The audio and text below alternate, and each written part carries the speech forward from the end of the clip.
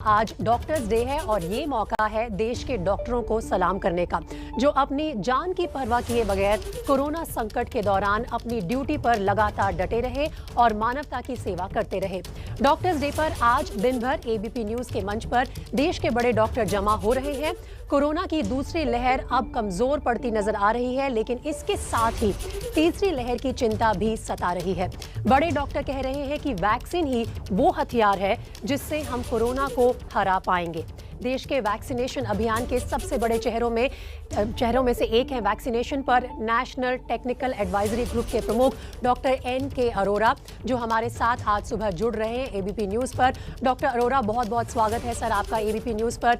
और सबसे पहला सवाल मेरा आपसे यही होगा कि वैक्सीनेशन ड्राइव को लेकर अभी भी बहुत सारी मिसअंडरस्टैंडिंग है, लोगों में काफ़ी कुछ ऐसा है जो वो जानना चाहते हैं। सबसे पहले अगर हम देश की वैक्सीनेशन ड्राइव की बात करें तो क्या अब हमने तेजी पकड़ ली है पूरी जनता को वैक्सीनेट करने की इस साल के एंड तक? धन्यवाद मुझे आमंत्रित करने के लिए। मैं सबको आश्वस्त करना चाहूँगा कि जो पिछले 10 दिन का अनुभव है वो बहुत उत्साहवर्धक है। लोगों ने बढ़ चढ़ कर के टीकाकरण में हिस्सा लिया है और इनफैक्ट आज ही आंकड़े देख रहा था मैं कि पिछले जून के महीने में 12 करोड़ लोगों को टीके लगे हैं और ये एक बहुत अच्छी खबर है कि जो हम सुन रहे थे कि लोगों के मन में संशय है, वो ऐसा लगता है कि लोगों के मन में विश्वास बढ़ा है, संशय कम हुआ है और 33 करोड़ लोगों को 33 करोड़ डोजेज़ मिल चुकी हैं, जिसमें करीब 30 करोड़ लोगों को टीके मिल चुके हैं और ये बहुत लोगों में विश्वास जताने वाली बात होनी चाहिए कि जो टीका लगने में हिचक हो रही थी वो अब आकर के टीका लगवाएं, क्योंकि इतने लोगों ने लगा चुके हैं। दूसरी चीज़ ये है कि 3 चीज़ें टीकाकरण के लिए ज़रूरी हैं। नंबर 1 कि हमारे पास टीके उपलब्ध हैं कि नहीं, और टीके की उपलब्धता इस महीने से बढ़ गई है और अगले महीने और भी बढ़ जाएगी। दूसरी कि टीका को डिस्ट्रीब्यूट करने के लिए जो हमारा तंत्र है, टीकाकरण केंद्र है, वो किस तरीके से हमारे पास वो सुविधा उपलब्ध है। और तीसरा है सहभागिता। तो जो हमने देखा है कि जैसे-जैसे टीकाकरण केंद्र बढ़ाए गए हैं और लोगों ने आके टीके लगाए हैं और हर टीकाकरण केंद्र में पिछले 10 दिन में लगभग एक टीकाकरण केंद्र पे 120 डोजेज़ लगाई गई हैं। और जैसा कि पहले भी कई बार मैं कह चुका हूँ कि पोलियो की वजह से और साथ ही साथ जो मीज़ल्स और खसरा का जो टीकाकरण का अभियान है, उसका जो अनुभव है वो हमारे बहुत काम आ रहा है और लगभग 1 लाख टीकाकरण केंद्र बनाए जा सकते हैं, जिससे 1 से सवा करोड़ टीके रोज़ाना लगाए जा सकते हैं। तो कहने का मकसद ये है कि हमारे पास अब टीके की उपलब्धता बेहतर हो गई, साथ ही साथ टीके का जो सप्लाई सिस्टम है, और यहाँ पर ये मैं बताना चाहूँगा कि जो कोविन प्लेटफॉर्म है प्राइमरीली एक सप्लाई सिस्टम का प्लेटफॉर्म था और उसके ऊपर बेनिफिशरी या जो टीका लगवाने वाले हैं उनका भी नाम और बाकी चीज़ों के बारे में उसकी गणना भी रखी जा रही है। तो ये एंश्योर करता है कि किसी भी टीकाकरण केंद्र में काम कैसा चल रहा है और साथ ही साथ टीकाकरण के साथ-साथ जो वहाँ पर जो बाकी तैयारी है उसके बारे में भी जानकारी होती है। तो मेरे को लगता है कि आने वाले समय में हम और भी तेज़ी पकड़ेंगे। मैं अभी आपके आंकड़े देख रहा हूँ कि पिछले 1-2 दिन में कुछ कम हुए हैं, क्योंकि पोलियो का कार्यक्रम साथ ही साथ चल रहा है। तो इस वजह से ऐसा लगता है कि उसका प्रभाव पड़ा है, लेकिन अगले 2 दिन में ये फिर से टीकाकरण बहुत तेज़ी से आगे बढ़ेगा। डॉक्टर अरोरा, इसके साथ ही दूसरा सवाल ये होता है कि वैक्सीन जो है अलग-अलग देश में है, कोविशील्ड है, कोवैक्सीन है, उनके बीच का जो गैप है, अंतराल है, वो अलग-अलग अभी भी लोग जानना चाहते हैं कि क्यों है, और ख़ास तौर पर कोविशील्ड का जो गैप है लगभग 3 महीने का, क्या वो आगे चलकर कम होगा? तो कोवैक्सीन के बारे में कभी भी कोई मन में कोई दुविधा नहीं रही है, कोई संशय नहीं रहा है। वो 4 से 6 हफ्ते का उसके बीच में अंतराल है। स्पुतनिक 3 हफ्ते से 6 हफ्ते का हम समय कार्यक्रम के हिसाब से बताया गया है, कार्यक्रम को एडवाइस किया गया है। तीसरा अब मॉडर्ना आ रही है, तो वो भी 4 हफ्ते के आसपास का समय है, तो 4 से 6 हफ्ते का बीच में रहेगा। अब रहा कोविशील्ड। कोविशील्ड जब जनवरी में हम लोगों ने टीकाकरण इस्तेमाल शुरू किया था, तब 4 हफ्ते था समय, 4 से 6 हफ्ते। बाद में WHO से कुछ और इन्फॉर्मेशन आई, तो उसको 6 से 8 हफ्ते किया गया। लेकिन मई में 13 मई के आसपास ये निर्णय लिया गया कि 12 से 16 हफ्ते सबसे ठीक रहेगा, क्योंकि ज़मीनी स्तर पे यूके से इन्फॉर्मेशन आई, साथ ही साथ भारत में भी इस बीच में बहुत सारी स्टडीज़ की गई हिंदुस्तान के डिफरेंट हिस्सों में, और एक साथ ये देखा गया, जिसमें जब ये हमारी दूसरी लहर चल रही थी और डेल्टा वेरिएंट भी आ रहा था, कि सीवियर बीमारी से ये बचाता है, और अगर एक टीका लगा हो तो भी सीवियर बीमारी से परेशानी नहीं होती।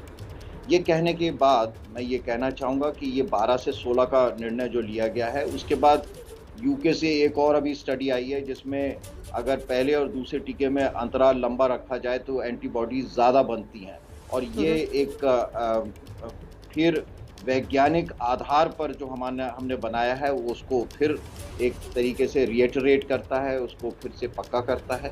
और तीसरी चीज़ ये है कि अब हम लोगों ने देश में एक वैक्सीन ट्रैकिंग प्लेटफॉर्म बनाया है, ICMR के नेतृत्व में ये बना है, और भारत में जितने भी आंकड़े हैं वो सब एक दूसरे के साथ हार्मोनाइज करके देखा जा रहा है, जिससे हमें पता चलेगा कि कोई वैक्सीन कितना प्रभावी है, नंबर 2 उसके अंतराल का क्या फ़र्क पड़ता है, और तीसरी चीज़ कि देश के विभिन्न हिस्से में वैक्सीन का प्रभाव कोई अलग तो नहीं है या एक जैसा आता है, क्योंकि कुछ वैक्सीन्स खास तौर पे ये जो एडिनोवेक्टर वैक्सीन्स हैं, जैसे स्पुतनिक है या कोविशील्ड है, इनका क्षेत्र के हिसाब से भी फ़र्क पड़ सकता है। तो कहने का मकसद ये है कि कोई भी चीज़ पत्थर की लकीर नहीं है। समय के साथ जो देश के लिए, जनता के लिए सबसे अधिक प्रभावी तरीका होगा, चाहे वो डोजेस के बीच में अंतराल है, चाहे कोई वैक्सीन है, उसी को फॉलो किया जाएगा, और ये बहुत ही रेगुलर सिस्टम पे इस पे निगरानी रखी जा रही है। डॉक्टर अरोरा, आपने जिक्र किया कि अब जैसे जैसे हम आगे बढ़ रहे हैं और वैक्सीन अवेलेबल हो रही है, इंडिया में मॉडर्ना आने वाली है, इससे पहले स्पुतनिक आ गई थी, लेकिन अभी भी ज़्यादातर कोवैक्सीन और कोविशील्ड ही लगाई जा रही है लोगों को, क्योंकि वो काफ़ी बड़े स्तर पर उपलब्ध हैं। तो ऐसे में क्या ये हमारे लिए संभव है कि दिसंबर तक पूरी जनता तक वैक्सीन पहुंच जाए, क्योंकि जो बाहर से वैक्सीन आ रही हैं अभी भी वो इतनी बड़ी तादाद में उपलब्ध नहीं है लोगों को कि अपने पसंद से आप चूज़ करें और जाके लगवा लें? आप बिल्कुल ठीक कह रही हैं कि अंतोगत्वा भारतीयों को टीका भारतीय टीका ही लगेगा, भारतीयों को भारतीय टीका ही लग पाएगा। हमारे को बाहर पे निर्भर जो है बहुत निर्भरता नहीं रख सकते, हमें आत्मनिर्भर ही बनना पड़ेगा, और वही उसी की तरफ किया जा रहा है। तो कोवैक्सीन की मात्रा जो पहले 1-1.5 करोड़ टीके हर महीने बन रहे थे, उसकी मात्रा को बढ़ाया गया है, और अल्टीमेटली अगस्त तक करीब 10 करोड़ टीके हर महीने बन पाएंगे। इसी तरीके से कोविशील्ड लगभग 12 करोड़, तो 20 से 22 करोड़ 23 करोड़ टीके केवल यही दो जो प्रकार के टीके हैं, ये 2 कंपनियां ये बनाएंगी। उसके अलावा हमारे देश के अंदर ही स्पुतनिक का टीका भी अभी तक इंपोर्ट हो रहा है, यहाँ पर बनना इस जुलाई में शुरू हो जाएगा, जो मार्केट में आ जाएगा, और तब वो हमारी ज़रूरत को भी पूरा करेगा। वहाँ पर उम्मीद है कि हर महीने 6 से 7 करोड़ टीके वो मिलेंगे, लेकिन वो इस साल की आखिरी तिमाही में हो पाएगा। अगला एक टीका जो कैडिला जाइडस का है, ये लगभग 1.5 से 2 करोड़ टीके होंगे। ये अगले कुछ हफ्ते में, जुलाई की बात है, 15 जुलाई तक हो जाना चाहिए, या जुलाई के महीने में, जो हर महीने करीब 1 से 2 करोड़ टीके वो रहेंगे। और इसके अलावा हमारे पास ये जो है एक जिनोवा है जो सितंबर में आएगी। अब रहा हम्म। बाहर से आने वाले टीके, अभी फ़िलहाल हमारे पास मॉडर्ना है। लबोलबाब ये है कि कुल मिलाकर के इस महीने के आखिर तक हम उम्मीद करते हैं कि 50 करोड़ लोगों को 45 से 50 करोड़ लोग टीके डिस्ट्रीब्यूट हो चुके होंगे जुलाई के अंत तक, और बाकी के 6 महीने में बाकी के 5 महीने में लगभग 135 करोड़ टीके हमारे पास और होंगे, जो जिस तरीके से मैंने बताया। और हम्म। कुल अगर आप देखेंगे तो ये मिलाकर के 185 करोड़ टीके बन जाते हैं। 18 साल से ऊपर की उम्र में 90 और 94 करोड़ के बीच में लोग हैं। तो हमारे पास हर व्यक्ति के लिए 2-2 टीके उपलब्ध हैं उस हिसाब से। और तो दिसंबर तक जो टारगेट रखा गया है, हम बहुत आशावान भी हैं और आश्वस्त हैं कि ये टीके हम अपने लोगों में लगा सकेंगे। और इसमें विशेष जो महत्व वाली चीज़ है कि लोगों का सहभागिता, लोगों के बीच में आगे बढ़ कर के टीका लगवाना, और जो लोगों के मन में जो वहम है, जो अफ़वाहें फैली हुई हैं, वो हटा कर के वो उसको टीके को लगवाते हैं। तो मेरे को ऐसा नहीं लगता कि हम अपना जो हमने टारगेट रखा है, उससे पीछे रह जाएँगे। डॉक्टर अरोरा, आपने बात की कि मोटा-मोटी तौर पर भारतीयों को भारतीय टीका ही लगेगा और हम सबको अपने डॉक्टर्स पर, अपने साइंटिस्ट पर गर्व है कि उन्होंने इतने कम समय में ये टीका उपलब्ध करा दिया इतनी बड़ी जनता को। लेकिन अब दिक्कत ये आ रही है कि दूसरे देश जो हैं हमारी वैक्सीन को एक्सेप्ट नहीं कर रहे हैं। जिन लोगों को काम की वजह से या किसी और वजह से बाहर दूसरे देशों में जाना है, वो कोविशील्ड को या कोवैक्सीन को अभी मान्यता क्यों नहीं दे रहे हैं और इसका क्या सोल्यूशन है? ये समय की बात है। ये जो पिछले 24 घंटे की जो घटनाक्रम है, उससे बड़ा क्लियर है कि भारतीय सरकार ने भी थोड़ी-सी अपनी नाराज़गी जताई है। और दूसरा, हमारी अपनी कंपनीज़ को सारे कागज़ जो पूरी जो जिसको कहते हैं दी डॉसियर जो होता है, वो सबमिट करना होता है डिफरेंट रेगुलेटरी अथॉरिटीज़ को। जी। तो उसमें जैसे ही वो करेंगे तो वो हो जाना चाहिए, चाहे वो WHO है, चाहे यूरोपियन मेडिकल एजेंसी है, या कोई भी और एजेंसी है। तो ये अगले 4-6 हफ्ते की बात है। मेरे को लगता है उसमें परेशान होने की कोई ख़ास आवश्यकता नहीं है। तो क्या ये डॉक्यूमेंट्स जमा कराने में इन सभी अथॉरिटीज़ को हमने थोड़ी बहुत देर कर दी क्योंकि बाकी देशों को ऐसी कोई समस्या झेलनी नहीं पड़ी? नहीं, हम लोगों को यहाँ बैठ कर के पता नहीं चल रहा होता। चाइनीज़ और रशियंस और बाकी कंट्रीज़ के वैक्सीन्स को भी ये एक रिक्वायरमेंट है, और इसमें कंपनीज़ को थोड़ा और प्रोएक्टिवनेस दिखानी होती है। ये कंपनीज़ का काम होता है जिनको ये करना है। और जहाँ तक अब जैसा बताया जाता है कि इन्होंने कागज़ अपनी जो डॉसियर है वो सबमिट कर दिए हैं या करने के प्रोसेस में हैं। WHO में भी कोवैक्सीन का प्रोसेस शुरू कर दिया गया है। तो इस वजह से ये समय की बात है, 4 हफ्ते, ज़्यादा से ज़्यादा 6 हफ्ते, मतलब अगस्त के एंड तक जो हमारे यहाँ जो ये दोनों वैक्सीन्स हैं वो अप्रूव हो जानी चाहिए। दूसरी चीज़ एक और भी है कि जैसे-जैसे इंडियन नई वैक्सीन्स आएँगी, अब DNA की वैक्सीन आती है या RNA की वैक्सीन आती है, या बायोलॉजिकल ई की एक प्रोटीन सब यूनिट वैक्सीन है, ये सारी वैक्सीन जैसे-जैसे आएँगी तो इनको इंटरनेशनल मान्यता मिलने में 2 से 3 महीने का टाइम ज़रूर लगता है। तो इसमें मेरे को लगता है कि हम अपने टीके तो लगाते ही रहेंगे, क्योंकि हमारा जो रेगुलेटरी नियामक सिस्टम है वो बहुत ही रोबस्ट और बहुत उसकी अच्छी मान्यता है दुनिया भर में। तो वहाँ से पूरा होने के बाद फिर दोबारा वहाँ पर सबमिट करने में कुछ समय लगता है। लेकिन मेरे को लगता है कि ज़्यादा इस बारे में परेशान नहीं होना चाहिए। डॉक्टर अरोरा, जहां एक तरफ वैक्सीनेशन की जो ड्राइव है उसे तेज़ करने के लिए आप सब अग्रसर हैं, पूरा देश काम कर रहा है और लोग आगे बढ़कर अब लगवाना भी शुरू हो गए हैं, वहीं दूसरी तरफ अभी भी चिंता इस बात की है कि जो रूप है कोरोना वायरस का वो बदलता है, नए नए वेरिएंट सामने आ रहे हैं। अब सबसे बड़ी चिंता का विषय बना हुआ है डेल्टा और डेल्टा प्लस वेरिएंट। क्या मौजूदा वैक्सीन इस वेरिएंट पर कारगर है? और ऐसे ही अगर कोरोना का रूप आने वाले समय में बदलता रहा तो वैक्सीन कहां तक कामयाब रहेगी? तो आपने 2-3 सवाल पूछे हैं। सबसे पहले मैं एक अपने दर्शकों को आश्वस्त करना चाहूँगा कि ये वायरस बदमाश वायरस है, ये आरएनए वायरस है, अपना रूप बदलता है। ये एक तरीके से वायरस और ह्यूमन बीइंग के बीच में लड़ाई चल रही है। ह्यूमन बीइंग ख़त्म करना चाहता है, हम उसको वायरस को पकड़ना ख़त्म करना चाहते हैं, वो बचना चाहता है। तो वो रूप बदलता है समय समय के साथ। और तो ये एक प्राकृतिक काइंड ऑफ प्रोसेस है, ये चलता रहेगा। नए वेरिएंट्स आते रहेंगे, उसको रोका जाना शायद पॉसिबल नहीं है। लेकिन जो सबसे सुकून देने वाली बात है कि हमारी जितनी भी वैक्सीन्स हैं, भारत में कोवैक्सीन और कोविशील्ड ये दोनों वैक्सीन हैं, लेकिन बाकी जो नई वैक्सीन आ रही हैं, स्पुतनिक है, मॉडर्ना है, दुनिया में बाकी 15 से 20 वैक्सीन्स और भी हैं।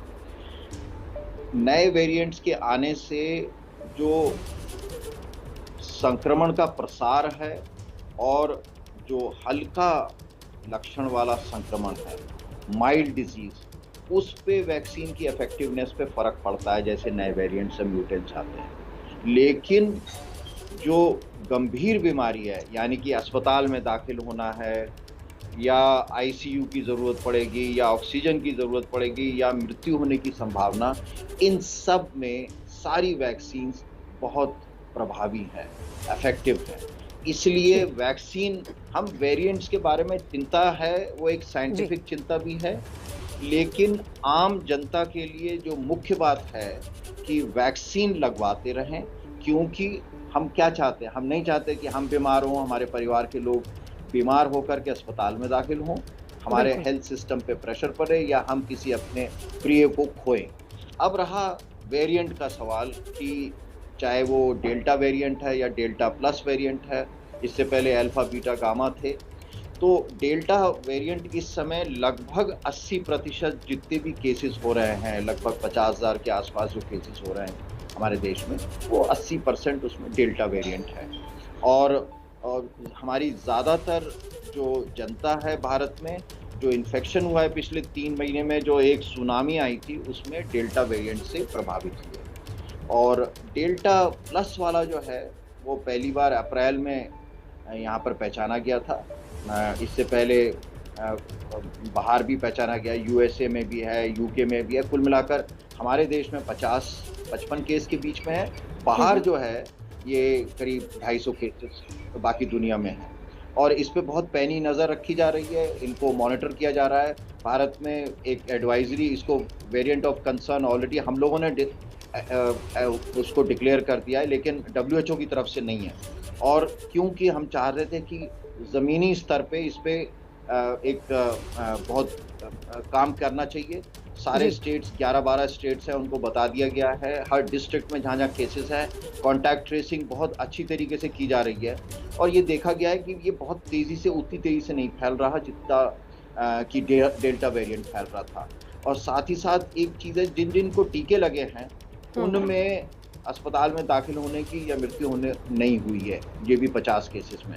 तो ये भी एक सुकून देने वाली बात है, लेकिन अभी इसके बारे में पूरी जान पहचान बनाने की ज़रूरत है। Doctor NK Arora, ABP news पर हमारे साथ जुड़ने के लिए बहुत बहुत धन्यवाद। आज डॉक्टर्स डे भी है, बहुत बहुत शुभकामनाएं आपको डॉक्टर्स डे की। और हम सब की तरफ से हम अपना आभार व्यक्त करना चाहते हैं अपने पूरे देश के डॉक्टर्स को कि उन्होंने इतनी मेहनत से इस कोरोना काल में देश की सेवा की है।